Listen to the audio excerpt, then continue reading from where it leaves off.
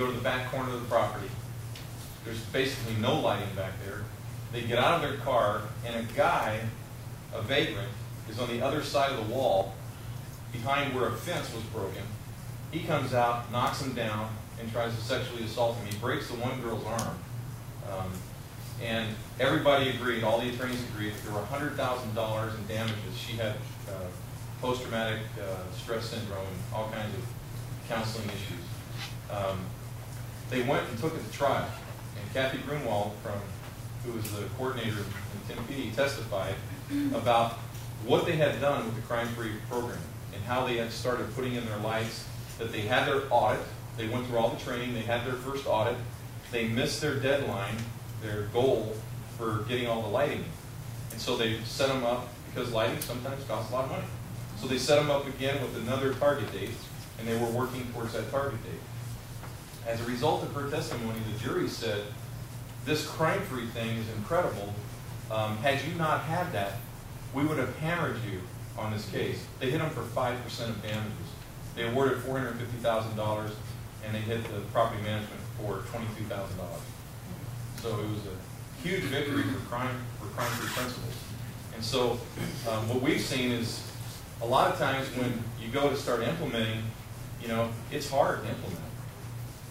And if you don't have management that sticks with it and actually follows through, and it's harder in difficult times, because there's a tendency not to want to implement it because you don't want to lose your people. You don't want to kick everybody out. If you have a very difficult problem in your property when you start crime-free, I guarantee you, you're going to be evicting a lot of people, and that hurts the pocketbook. But that's what has to happen if you're going to be crime-free. So, any other questions on that? Yeah. If I'm the park manager, management of my park, and if I have cameras in my house, can be sued for? If you have cameras in your house, not in my office, and you're looking outside into the common area, you can look outside the common area all you want, no problem. You just can't look into other people's windows. Yeah. Yeah, you can always have cameras in your own house looking out in the common area. There's no problem with that. Yeah. Anything else on that? Okay. Yeah. I have a question about the HOA thing. If you live in it, and it's not that I own a property, but if you live in a property in this state that the HOA is owned in another state, do you follow the state's laws, the other state's laws? The question is, if you live in this state and the HOA ownership is in another state, what state laws do you follow? And that would be the state where the property is. Right. Whatever state you're in, that's the laws that you follow for any type of property. Okay. All right. Let's hit a couple of other things. One of the things I failed to tell you about is on your criteria. I asked, have you ever been convicted of, pled no contest to, or pled guilty to any felony? Why do I ask that? Because that's a big deal. Something got away with it. Yeah, I've had guys where you ask them, have you ever been convicted of a felony, and you get this response.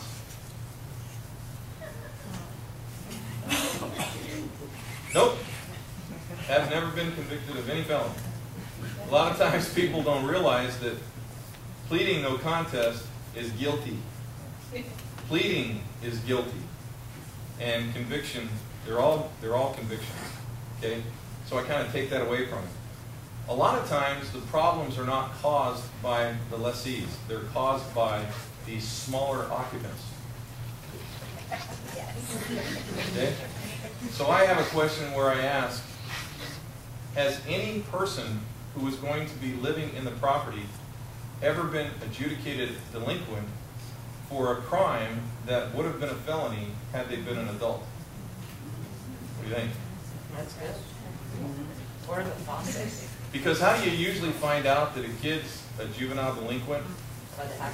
Who shows up to the property looking for him? They're probation officers. Okay?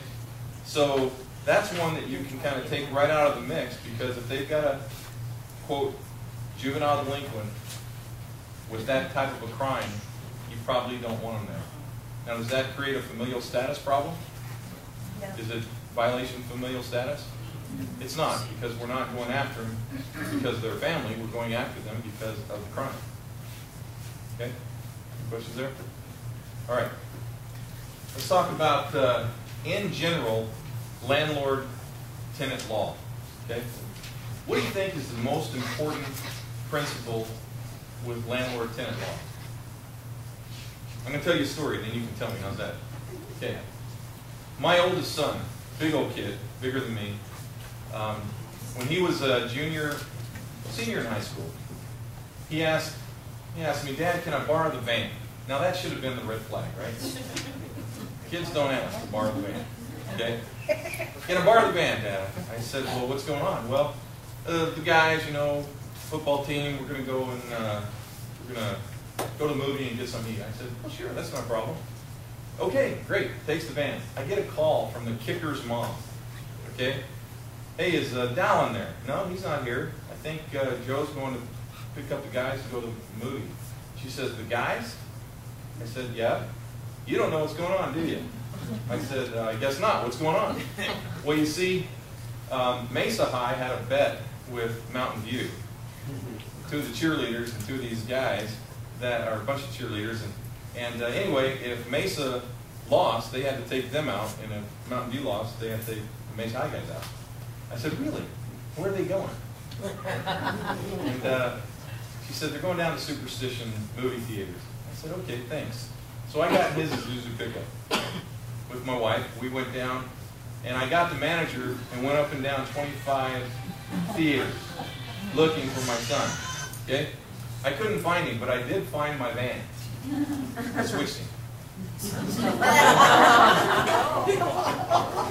And I wrote him a nice little letter, and I put it on the under the windshield wiper, and I said, my dear son, remember, I was an officer. I was a private investigator. You know I've been an attorney for a long time. I don't know why you would want to mess with me. I would suggest never doing it again. Oh, by the way, if you need the van, give me a call. And it was Christmas time. We were over at the mall. And so about an hour and a half later, I get a call. Hey, Dad. Can I borrow the van? I said, sure. So I run home and get my Billy Bob teeth, my cowboy hat. I take my shirt off and put on a pair of overalls and my flip-flops. And back to the theater. And I pull up, and of course, my son's out in the front, where the posts are, where everybody waits. All these girls and these guys are way back where you go inside, So, of course, I get out of the truck, or out of the van. Hey, y'all! I'm Joe Doing Daddy! How y'all doing? And so I go all the way up to him and start shaking their hand and hugging all the girls, and very embarrassing for me. So what happened is that went down to my other boys, and I never had a problem with any of my kids. And I think as a result of that, and one other thing I did to him before this, my partner was driving home, and goes my car past him. And so he had a Cobra Mustang with a humongous engine in it. So he goes, catches up with him, and he's beeping and everything. Well, it's my son, okay, with his buddy. And so light turns green, and off he goes in my car. And so my partner called me and says, hey, I don't know how to tell you this. I don't want to be tattling on the kids, but this is what happened. I said, oh, okay, thanks. So I typed up a long-form summons and complaint from an officer at Mesa PD saying that was going to pull you over, but I couldn't because I got an emergency call, but I got your license plate and looked you up on our records and saw that it was you. Here's your long-form complaint. I had a processor come to the house when he was home and I was home. And so processor was there and says, yeah, this is for Joe Dobbins. Joe Dobbins, well, that's me. Wait a second. I didn't have the car this night. Hey, what's going on? He's like, What? So I had him going for about 3 days on how long he was going to go to jail. Now, why do I tell these stories? Because how many of you use a lease agreement that's like 2 pages? 3 pages? 4 pages? Okay. Mine's 24 pages. Okay. The idea of a lease agreement is to have everything in it so that when you go to court, right there it is, Judge. That's what we